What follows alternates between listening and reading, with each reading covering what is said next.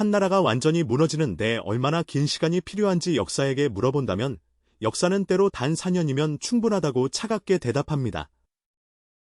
1388년부터 1392년까지의 고려는 474년을 이어온 왕조가 서서히 그러나 돌이킬 수 없이 가라앉기 시작하던 마지막 4년이었습니다. 그런데 이 역사적 전환의 중심에 있던 두 인물이 한때는 같은 스승 이색 아래서 함께 경전을 읽던 동문이었다는 사실은 많은 분들이 잘 모르시는 대목입니다. 정몽주와 정도전, 두 사람은 고려 말이 낳은 가장 뛰어난 두 지성이었으며 둘 모두 이 나라가 반드시 변해야 한다는 것을 누구보다 깊이 알고 있었습니다. 그러나 그들이 택한 길은 완전히 달랐고 그 선택의 끝에서 한 사람은 돌다리 위에서 피를 흘렸으며 다른 한 사람은 새 왕조의 건국 설계자가 되었습니다. 오늘 우리가 함께 걸어갈 이야기는 두 천재의 충돌이 빚어낸 한 나라의 마지막 4년, 그 뜨겁고도 냉혹한 기록입니다. 14세기 후반의 고려는 겉으로는 왕조가 유지되고 있었지만 그 속은 이미 수십 년에 걸쳐 심각하게 병들어 있었습니다. 100년 가까이 이어진 원나라 간섭의 시대는 고려 왕실의 권위를 바닥까지 떨어뜨렸고 권문세족이라 불리는 친원 귀족들이 국가의 토지와 백성을 사유화하는 지경에 이르렀습니다. 역사학자들이 고려 말 토지 문서를 분석한 결과에 따르면 전국 경작지의 상당 부분이 소수 권문세족 가문에 집중되어 있었고 농민들은 수확의 절반 이상을 소작료로 빼앗기고 있었습니다. 여기에 1350년대부터 시작된 왜구의 대규모 침입이 고려 남부 해안 지방을 수십 년째 황폐화시키면서 백성들의 삶은 극도로 피폐해진 상태였습니다. 북쪽에서는 홍건적이 두 차례에 걸쳐 수도 개경까지 밀려들어 공민왕이 피란을 떠나야 하는 굴욕적인 사태가 벌어지기도 했습니다. 이러한 내후외환 속에서 혜성처럼 등장하여 백성들의 마음을 사로잡은 무장이 바로 동북면 출신의 이성계였습니다. 이성계의 선조는 4대에 걸쳐 원나라, 지배 아래 쌍성총관부가 있던 동북면에서 벼슬을 지내온 가문 출신으로 그는 고려 중앙 귀족들에게 이방인에 가까운 존재였습니다. 그러나 그가 이끄는 군대는 당시 고려 최강의 전력이었고 왜구와 홍건적을 연이어 격파하면서 그의 이름은 전국 방방곡곡에 퍼져나갔습니다. 특히 1380년 황산대첩에서 아즈발도가 이끄는 왜구 대군을 거에 전멸시킨 이 전투는 이성계를 명실상부한 고려 최고의 무장으로 자리매김한 결정적 사건이었습니다. 이성계의 이야기에서 역사의 결정적 분기점은 1388년에 찾아왔으며 이것이 바로 이후의 모든 것을 바꾸어 놓은 위화도 해군의 시작이었습니다. 명나라가 고려에 천령 이북의 땅을 요구하자 고려 조정의 실권자 최영 장군은 요동정벌로 맞서기로 결정했고 이성계를 원정군 지휘관으로 임명했습니다. 이성계는 처음부터 이 원정에 반대하며 작은 나라가 큰 나라를 거역하는 것은 불가하다는 사불가론을 내세워 출병의 부당함을 강하게 주장했습니다. 그러나 조정의 결정을 번복시키지 못한 이성계는 결국 군대를 이끌고 압록강 하구의 위화도까지 진군하게 되었습니다. 위화도에서 그가 내린 결단은 이후 역사의 물줄기를 완전히 돌이킬 수 없는 방향으로 바꾸어 놓았습니다. 1388년 5월, 이성계는 강물이 불어 진군이 불가하다는 명분을 앞세워 군대를 돌려 개경으로 향했고 이것이 바로 역사에서 위화도 해군이라 부르는 사건입니다. 최영 장군은 이 반란을 진압하려 했지만 역부족이었고 결국 체포되어 처형되었으며 이성계는 고려의 실질적인 최고 권력자가 되었습니다. 위화도 해군 이후 이성계 진영의 핵심 이론가이자 전략가로 부상한 인물이 바로 삼봉정도전이었습니다. 1342년에 태어난 정도전은 이색 문화에서 정몽주와 함께 성리학을 공부한 신진사대부의 일원이었지만 그의 인생은 처음부터 순탄하지 않았습니다. 부친의 신분 문제로 관직 진출에 제약을 받았던 정도전은 친원 세력의 미움을 사 여러 차례 유배 생활을 겪어야 했으며 그 유배지가 바로 그를 혁명가로 만든 현장이었습니다. 유배지에서 정도전은 굶주리고 착취당하는 백성들의 삶을 직접 목격했고 역사가들은 이 경험이 그를 단순한 개혁론자에서 왕조 교체를 꿈꾸는 혁명론자로 변모시켰다고 평가합니다.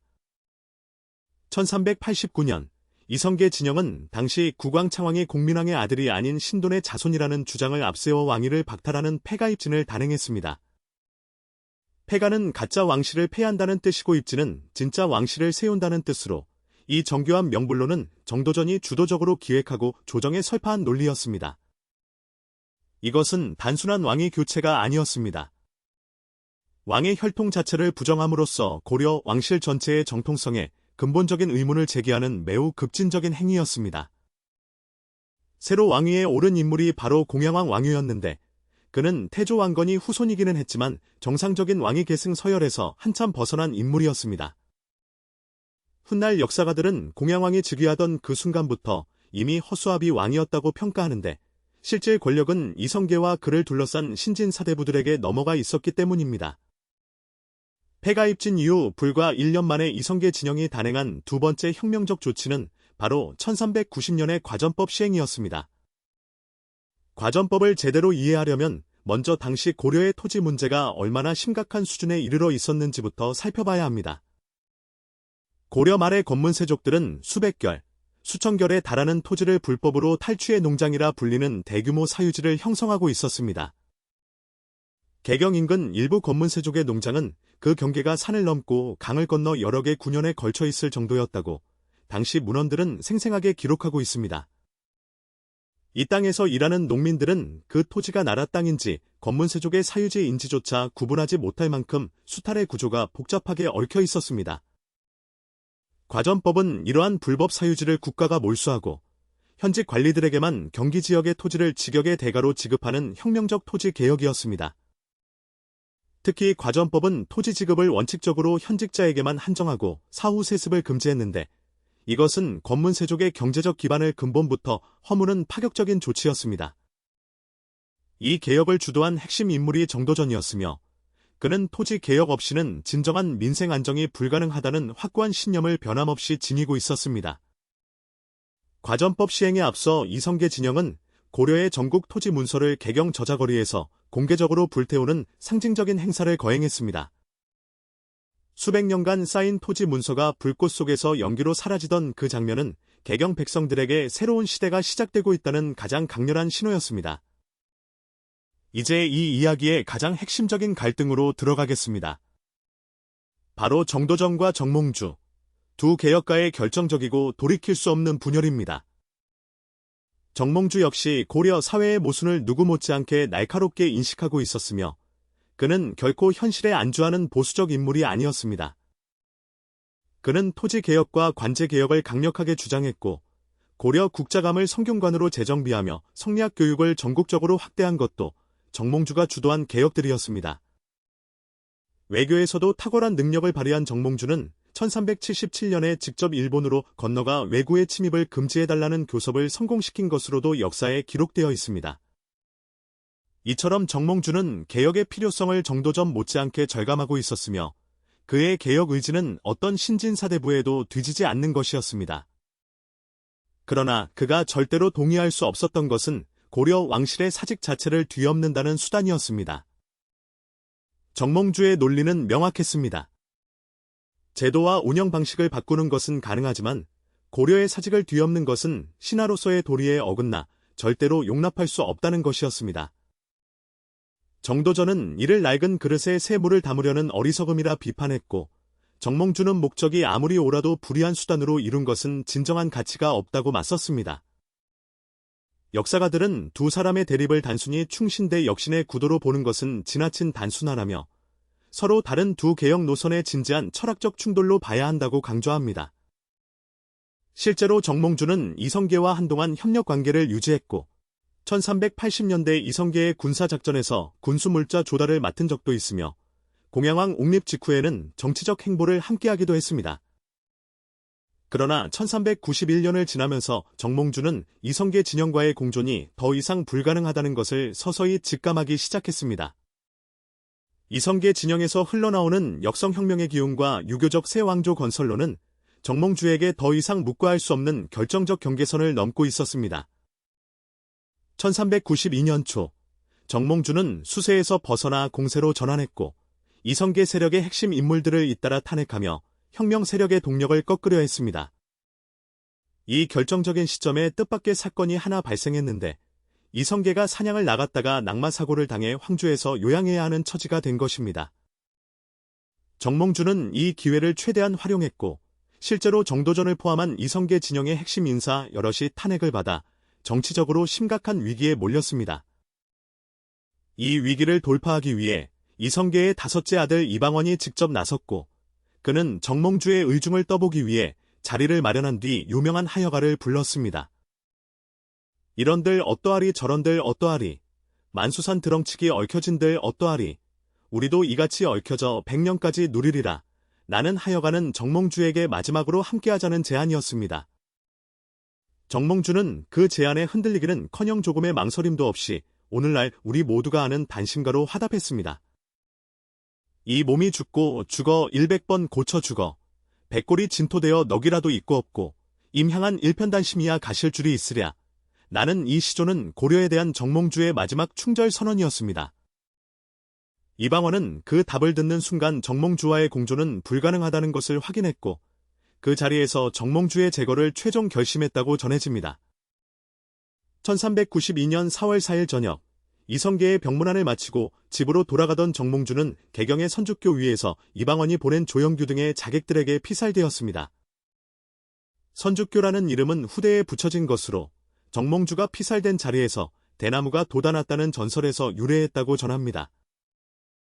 오늘날 개성에 남아있는 선주교 돌 위의 붉은 반점은 정몽주의 피자국이라는 전설이 수백 년째 사람들 사이에서 끊이지 않고 전해져 내려오고 있습니다. 정몽주의 피살 소식이 알려지자 그를 구심점으로 삼아 이성계 세력을 견제하던 고려의 마지막 지지 세력들은 완전히 와해되었습니다. 이방원의 이 결단에 대해 아버지 이성계조차 처음에는 못마땅하게 여겼다는 기록이 남아있는데 이는 이성계 자신도 아직 왕조 교체에 대한 완전한 결심을 굳히지 못한 상태였음을 보여줍니다. 그러나 결과적으로 정몽주의 제거는 474년 고려왕조의 운명을 결정짓는 마지막 세기가 되고 말았습니다. 정몽주가 피살된 뒤 불과 3개월 만에 오랜 역사를 자랑하던 고려왕조는 마침내 역사의 무대에서 완전히 퇴장하게 됩니다. 1392년 7월 12일, 공양왕은 왕위에서 쫓겨나 강원도 원주로 유배를 떠났습니다. 고려의 마지막 왕이 궁궐을 등지고 떠나던 그날, 개경의 백성들은 말없이 그 행렬을 바라보았다고 당시 기록은 전하고 있습니다. 이후 공양왕은 삼척으로 다시 유배지를 옮겼다가 조선 건국 2년 후인 1394년에 결국 사사되었고 고려의 마지막 왕은 그렇게 쓸쓸한 최후를 맞이했습니다. 그리고 닷새 뒤인 1392년 7월 17일 이성계가 마침내 즉위하면서 고려는 공식적으로 역사 속으로 사라졌습니다. 이성계는 즉위 초 나라 이름을 당분간 고려로 유지하다가 명나라의 국호 결정을 요청했고 명나라가 고조선을 계승하는 의미의 조선을 선택하면서 새 국호가 탄생했습니다. 새 왕조가 들어서자 정도전은 놀라운 속도로 새 나라의 기틀을 닦기 시작했으며 그의 손에서 조선이라는 국가의 뼈대가 하나씩 세워져 갔습니다. 그는 수도를 개경에서 한양으로 옮기는 계획을 주도했고 새 도성의 구획 설계와 궁궐 배치, 관아의 위치에 이르기까지 도시 계획의 전반을 직접 구상했습니다. 잘 알려지지 않은 사실이지만 경복궁의 각 정각 이름을 정도전이 직접 지었으며 근정전과 사정전, 경회루 같은 이름들이 모두 그의 손에서 나온 것입니다. 1392년 8월에는 조선 경국전의 초안을 작성했는데 이 법전은 새 왕조의 통치 철학과 국가 운영 원리를 체계적으로 집대성한 조선의 헌법 초안이라 할 수 있습니다. 정도전이 조선 경국전에서 특히 강조한 것은 재상 중심의 관료제였으며 이는 왕의 권력을 제도적으로 견제하는 시스템을 만들려 한 그의 궁극적 국가 구상이었습니다. 그러나 역사의 아이러니는 여기서도 멈추지 않았으니 혁명을 완수한 정도전도 1398년 이방원이 일으킨 제1차 왕자의 난에서 결국 제거되고 말았습니다. 다음 편에서는 두 차례의 왕자의 난을 통해 이방원이 어떻게 강력한 왕권을 확립해 나갔는지 그리고 그것이 조선 500년의 역사를 어떤 방향으로 규정했는지 살펴보겠습니다.